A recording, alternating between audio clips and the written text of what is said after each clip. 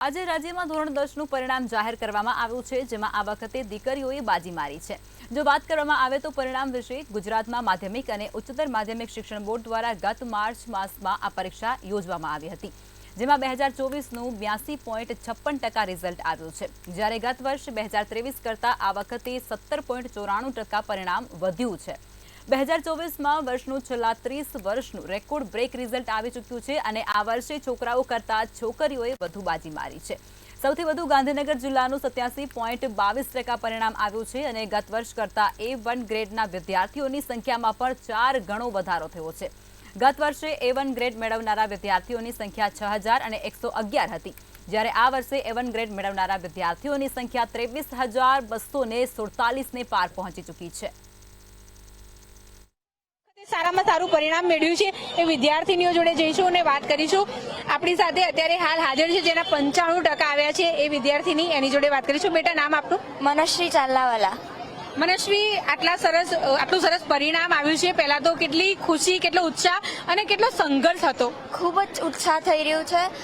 પહેલા મને લાગેલું કે એટલા બધા નહીં આવે, પણ ચેકિંગ ખાસું ઘણું સારું કરી રહ્યું છે, તો મને લાગે બહુ ઓછા હતા, પણ એકચ્યુઅલી વધારે થયા છે।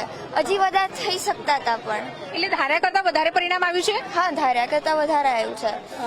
તો હવે આગળ શું વિચાર્યું છે? આગળ હું અત્યારે આકાશમાં છું અને હું નીટ આપવાની છું અને એમાં મારો હાઈએસ્ટ સ્કોર એટલીસ્ટ 700+ મારો વિચાર છે। એટલે એવો પ્રયત્ન રહેશે? હા, ચોક્કસથી। બેટા, આપનું નામ? વેગડા છવી। વેગડા છવી આપણી જોડે છે। કેટલા પર્સન્ટાઇલ?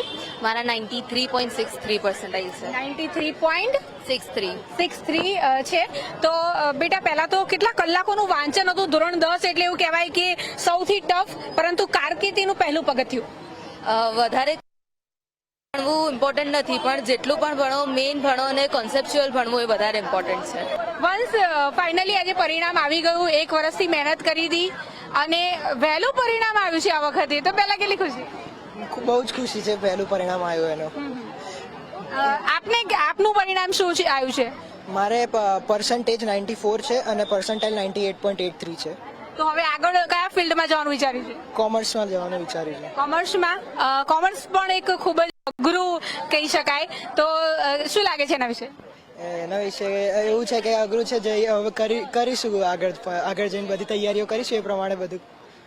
તારા જેવા વિદ્યાર્થીઓ છે એમને શું મેસેજ આપીશ? હું એમને કંઈ નહીં, બસ ડરવાનું નહીં અને ખાલી એક્ઝામની પ્રિપેરેશન કરી લેવાની। કેટલી મહેનત લાગી આ 1 વર્ષ દરમિયાન અને કઈ વસ્તુનો ડર હતો? સૌથી પહેલા તો હું એક જ વસ્તુ કહીશ કે મહેનતનું કોઈ મેઝરમેન્ટ નથી હોતું, એટલે હંમેશા દરેક દિવસ એક મહેનત વાળો હોય છે, દરેક દિવસ એક ચેલેન્જિંગ વાળો હોય છે, પણ ખાસ કરીને રાઈટ ટાઈમે રાઈટ સ્ટ્રેટેજી જે અમે અહીંયાથી એપ્લાય કરી રહ્યા છે, ખાસ કરીને આ પરિણામ મારાથી એકલાથી નથી, મારી આખી ટીમનો હું આ પરિણામનો શ્રેય આપીશ। આ વખતે વિદ્યાર્થીનીઓ જે છે તેમણે બાજી મારી છે અને ગયા વર્ષ કરતાં આ વર્ષના આપણે પરિણામની જો વાત કરીએ તો 18% વધારે સારું પરિણામ આ વર્ષે આવ્યું છે, તો તેને લઈને ખૂબ જ ઉત્સાહ જે છે તે વિદ્યાર્થીઓમાં જોવા મળી રહ્યો છે। કેમેરા પર્સન જય સાથે અનિતા પરમાર, મંતવ્ય ન્યૂઝ, અમદાવાદ।